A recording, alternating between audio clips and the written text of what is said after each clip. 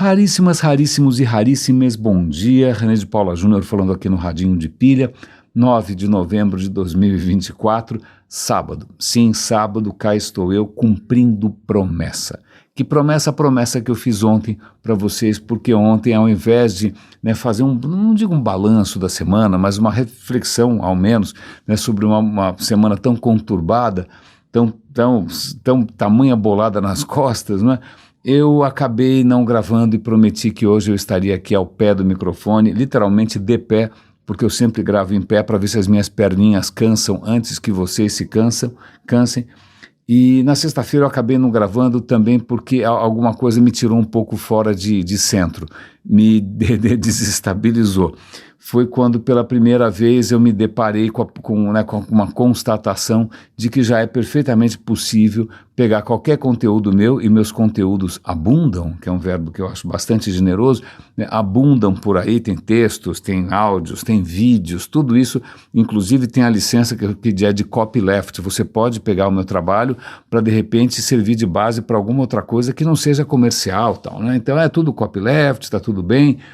Mas eu me deparei com uma possibilidade que eu achei que fosse um pouco mais distante, que é justamente pegar alguma coisa que eu produzi e, com a ajuda de inteligência artificial, produzir alguma coisa bastante convincente. No caso, um podcast em que dois apresentadores conversam, animadamente sobre o meu conteúdo, e aí eu pegou um pouco de surpresa, acho que eu não estava meio preparado para isso. E aí também até talvez a percepção de que de repente esse conteúdo feito por um robô talvez fosse melhor ou mais interessante do que o meu, eu me senti subitamente póstumo, eu me senti subitamente irrelevante. A aposta que eu fiz há alguns anos de que, olha, o cenário está mudando tanto, é bom eu apostar em alguma coisa que eu acho que só que eu consigo fazer, que eu sei que eu consigo fazer, que é falar de improviso, que é de repente fazer conexões ou tentar transformar uma história meio embolada em alguma coisa interessante. Eu já agora percebi que não só qualquer robô faz isso, mas vai fazer isso melhor do que eu e praticamente de graça e num tempo inclusive muito mais rápido. E isso me deixou esse novo mundo onde isso é possível me deixou completamente. Eu falei, vou parar,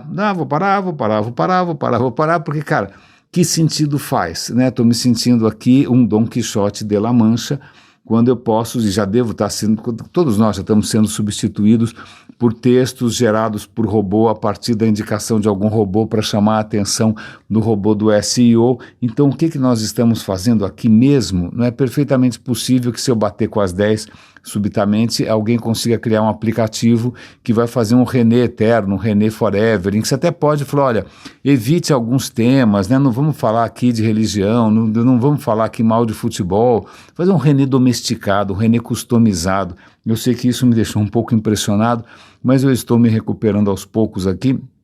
Mas o que talvez hoje seja uma outra fonte de desconcerto foi ouvindo aqui um relato da minha mulher que, de repente, numa certa conversa sobre temas bastante humanos, demasiadamente humanos, né, vidas de pessoas ali em jogo, alguém levantou a voz e falou, desculpe, mas eu sou um cara de Excel.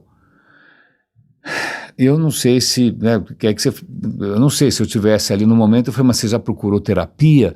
Né? Será que isso tem cura? Né? É engraçado porque eu acho que eu já ouvi isso demais na vida e eu achei que em algum momento isso fosse cair em desuso, né? Que as pessoas não fossem mais se orgulhar, né, de ser, sei lá, alguma extensão perecível, alguma extensão úmida de uma planilha da Microsoft. Então, isso para mim é especialmente perturbador, acho que talvez porque isso para mim tem uma outra ressonância, que é uma coisa para mim muito difícil de digerir, que talvez tem tudo a ver inclusive com a eleição do Trump, tem tudo a ver com Elon Musk, tem tudo a ver com o ChatGPT, né, sendo usado para fazer seja o que for.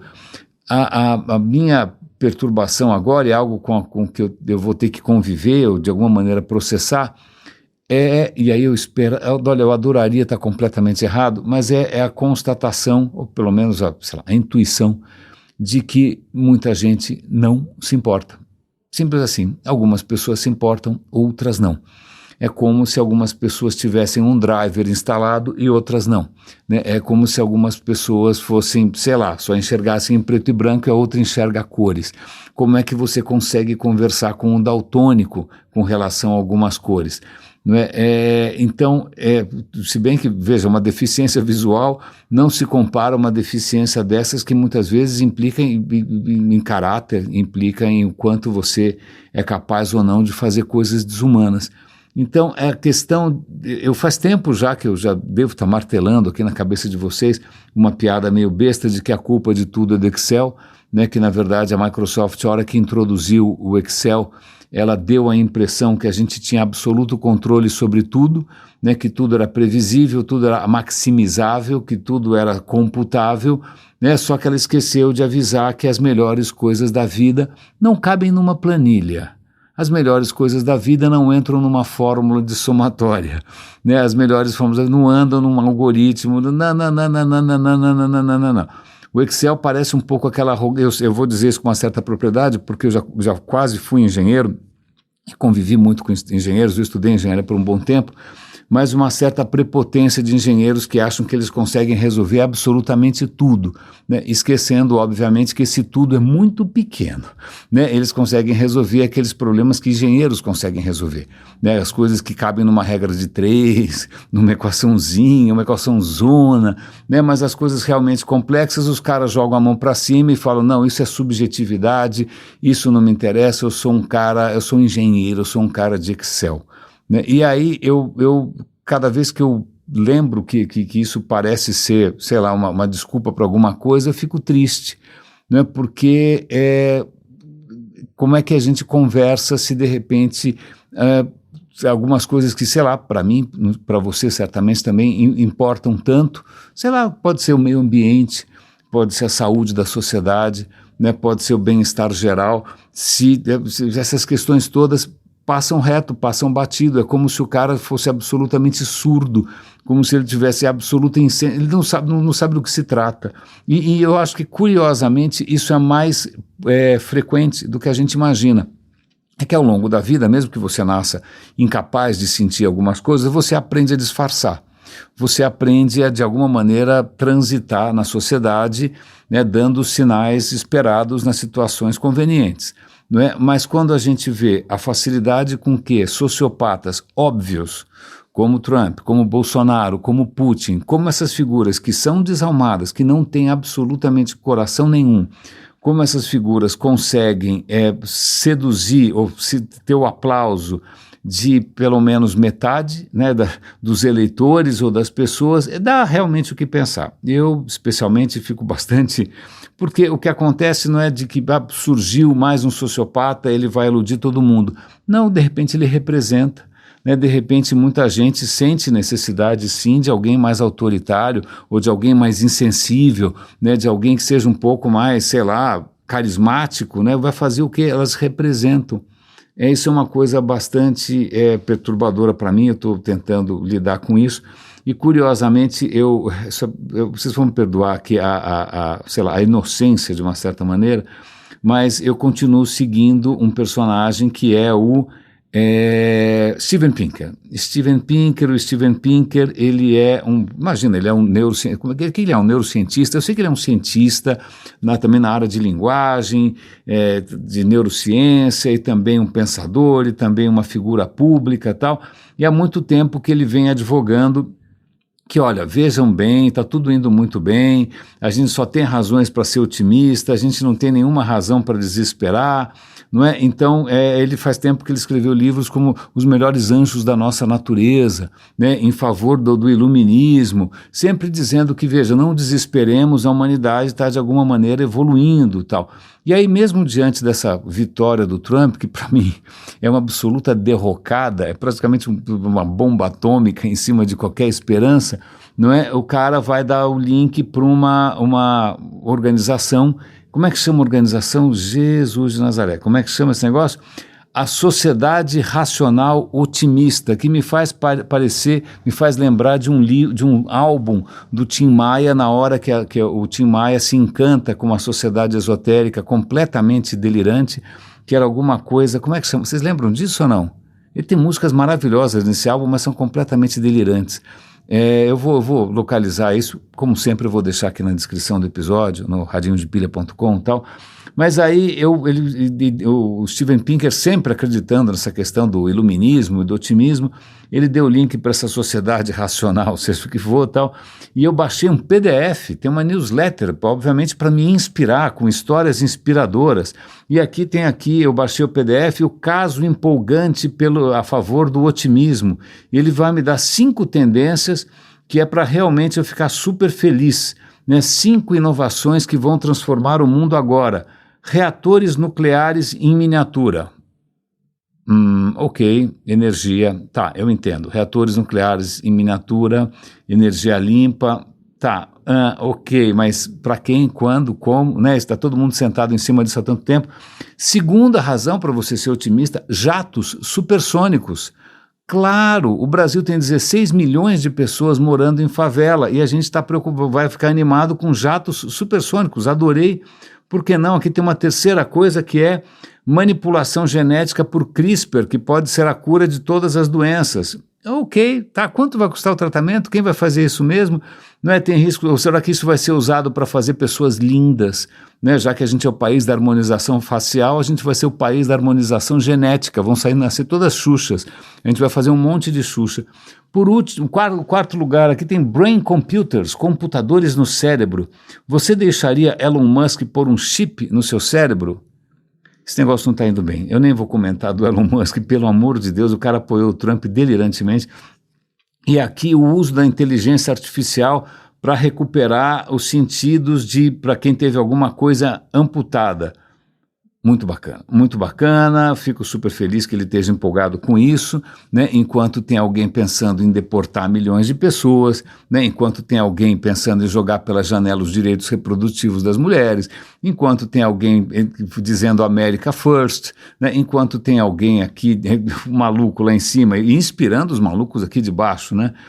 Com as ideias mais retrógradas de 100 anos atrás, disso num dia bom.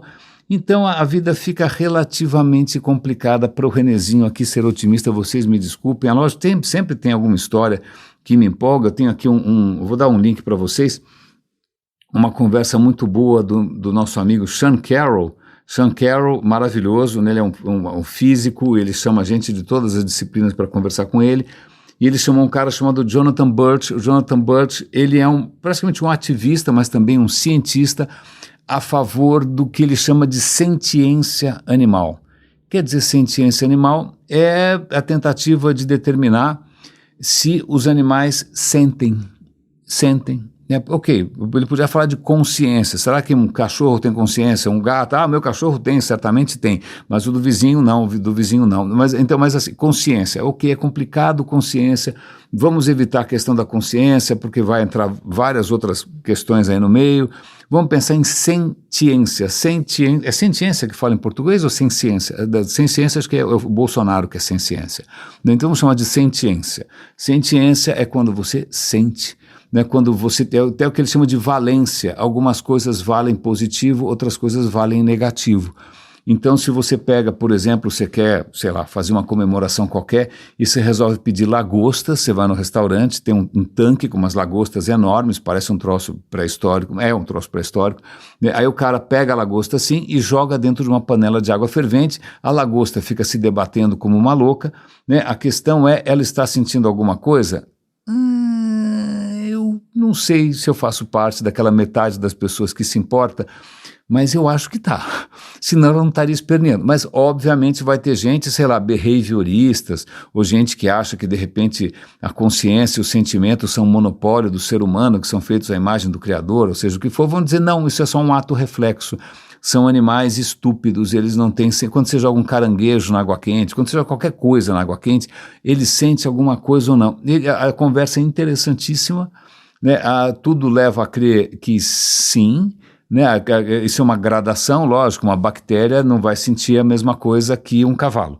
né? Mas uma bactéria, ela sabe para que lado vai, né? Quando ela está com fome, ela sabe para onde procurar comida, né? Ela deve ter alguma consciência do seu estado interno. Não adianta achar que são só autômatos, né? Que são só o Descartes, o meu xará René Descartes achava que, veja, só os humanos têm consciência, né? Porque afinal eles são conectados por uma glândula completamente fantasiosa, conectados a sei lá o quê, ao outro mundo, a alma que se conecta através de uma glândula misteriosa, mas os outros animais, eles são robôs, eles são criaturas regidas pelas leis da mecânica, pelas leis da química. Não, por favor, não. Né? Então, é uma conversa extremamente interessante, porque isso tem várias implicações. Em primeiro lugar, como que você vai comer animais, como que esses animais são abatidos, como esses animais são tratados, os animais são usados para experimentos, né? Eles são tratados com dignidade, sim ou não, né? Mas para mim, acho que o mais interessante disso tudo é reconhecer, que é o que eu tenho tentado fazer faz bastante tempo aqui no Radinho, reconhecer que a gente não é especial, que a gente não é diferente, a gente faz parte de um planeta inteiro, esse planeta inteiro né, onde a vida gerou, e essa própria vida gerou o planeta, está tudo num tango, aí, numa dança, não é nem dizer que está conectado, não é só uma questão de redes, é simplesmente simbioses, você não consegue separar as coisas, toda vez que você separa, você empobrece, a menos que você acredite no Excel, né? Quando o Excel você separa tudo, adivinha o que acontece? Você pode encher o rabo de dinheiro, mas você é uma figura pobre e o mundo fica mais pobre. Desculpa, eu estou um pouquinho empolgado com algumas questões muito recentes, mas acho que tem aqui, só para a gente fazer uma reflexão aqui, que eu acho que é válida, tem um comediante, ele é um pouco sarcástico demais, ele não é para todos os gostos, não é? Mas é o Rick Gervais. Você já deve ter visto alguma coisa dele, ou que ele escreveu, ou que ele mesmo atuou. Não é para todos os gostos, mas eu vi recentemente, e eu vou compartilhar com vocês, um trechinho curto que apareceu no Instagram. Eu não sei se é de um filme, se é de uma série, né, em que ele está sentado na mesa com várias pessoas, aí chega uma mocinha, bate a mão na mesa e fala, olha, se você não acredita em céu e em inferno, por que você não sai por aí estuprando e matando? Ele falou, olha, eu posso. A menina ficou assustada, né? Mas ele falou, mas não, eu não faço isso, né? Mesmo não acreditando em céu e inferno, eu não saio fazendo essas coisas porque eu não quero, porque eu não tenho vontade, né? E eu tenho consciência, né? Eu não preciso de um céu e um inferno para me dizer que isso é errado. Ela fala, mas puxa, se você não acredita em sei lá, no que vem depois, então que sentido a vida faz? E aí ele faz uma colocação que eu achei boa, ele fala, vamos supor que você esteja assistindo um filme que você goste, um filme com um ator que você goste, né? Você está no meio do filme, aí você para e pensa, puxa, esse filme vai acabar, né? Não faz sentido ver esse filme, então eu vou parar agora, né? O filme, já que o filme acaba, não vale a pena nem começar. Ela falou, não, eu não faço isso porque eu sei que eu posso assistir o filme mais tarde, eu sei que eu posso assistir o filme de novo. Eu falei, então, é aí que mora o problema. Para mim, a vida é um filme que eu não vou ver de novo, é um filme que eu só vou ver uma vez. Então, a cada momento, pode ser de repente o último dia que eu vi os pôr do sol, pode ter sido a minha última refeição, pode ter sido o último beijo que eu dei na minha vida, e depois disso não tem nada. Então, quando eu penso que não tem nada, isso me ajuda a valorizar cada momento dessa vida, porque eu sei que eu só estou vivendo uma vez. É assim eu consigo amar mais, assim eu consigo ter mais intensidade, assim eu consigo ter mais paixão. Eu achei esse trecho absolutamente genial. Ele até falou, olha, se você quiser acreditar em, sei lá, outras coisas, fique à vontade, mas quanto a mim, né, o que torna a minha ligação com as pessoas mais viva, a ligação com a vida mais viva, é justamente esse senso de que eu sou finito, de que eu sou mortal, de que depois não tem nada. É lógico, a menos que alguém resolva sintetizar minha voz e faça um podcast póstumo do Renezinho, filtrando, obviamente, assuntos espinhosos e falando provavelmente de coisas que eu jamais faria. Isso realmente eu não tenho, não adianta nem eu ameaçar vocês que eu vou assombrar, vocês puxar o dedo de vocês, beliscar o dedão quando vocês estiverem perto de alcançar o orgasmo. Não tem jeito, eu não tenho esse consolo. Meu consolo é simplesmente pensar que eu não vou ter menor consciência desses abusos e está tudo bem. Raríssimos e raríssimos. Deixa eu ver se eu tenho mais alguma história que eu queria comentar com vocês, só para encerrar essa semana. Tem sim aqui uma história que, sei lá, para quem se importa. Qual é a foto a foto mais importante da ciência, a foto mais emocionante, a foto mais... Eu estou olhando ela aqui na minha frente, chama Foto 51. Aliás, vou fazer um parêntese aqui, eu vou dar um link para uma entrevista muito bacana com gente que quando, sei lá, o telescópio James Webb, ele está abrindo as fronteiras do nosso conhecimento sobre o resto do universo. Só que o James Webb, ele enxerga uma luz que a gente não enxerga infravermelho, enxerga? Não. Ele enxerga, mas aí, bom, se ele enxerga infravermelho, como é que você faz, como é que você vê as fotos dele? Bom, você tem que passar por um processo de colorização meio artificial, né, para tornar essa imagem minimamente compreensível para a gente. Aí eles entrevistam a pessoa que faz isso, é muito bacana, tá? Porque aí faz aquelas imagens lindas, mas você tem que olhar para aquilo e saber, olha, isso está lá, isso existe, mas eu sou incapaz de ver porque é uma frequência de luz que a evolução, infelizmente, não me presenteou. Pois bem, mas voltando aqui, o que é essa foto 51? Essa foto linda é, na verdade, uma foto, parece um borrão meio circular.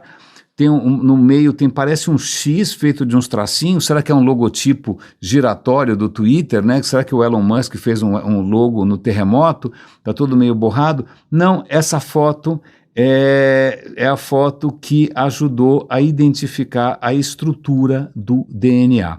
Tá? Essa foto foi tirada, é um raio-x, na verdade, foi tirada por Raymond Gosling, que teve uma participação absolutamente fundamental na descoberta de como é que é a estrutura dessa coisa absolutamente fundamental, né, a base da nossa evolução, a base da diversidade do mundo todo. Então, essa foto está aqui, caso alguém queira ver, muito bacana. Tenho que dar um mérito, porque justamente a pessoa, acho que era uma mulher, inclusive, que fez essa fotografia, ela morreu pouco depois e ela não pôde, merecia ter ganhado um prêmio Nobel, porque os outros cientistas ganharam, não é? James Watson acabou ganhando. Mas então fica aqui, né, o meu conhecimento ao Raymond Gosling pela foto 51, a foto mais linda da ciência, e que justamente abre aqui os segredos, abre as portas de como que a vida está se expandindo nesse planeta, até, obviamente, o Trump conseguir pôr tudo a perder. Né? Mas, obviamente, nem todo mundo se importa. Raríssimas, raríssimos e raríssimos. Bom fim de semana, fiquem aqui com um grande abraço, cuidem-se e até segunda-feira.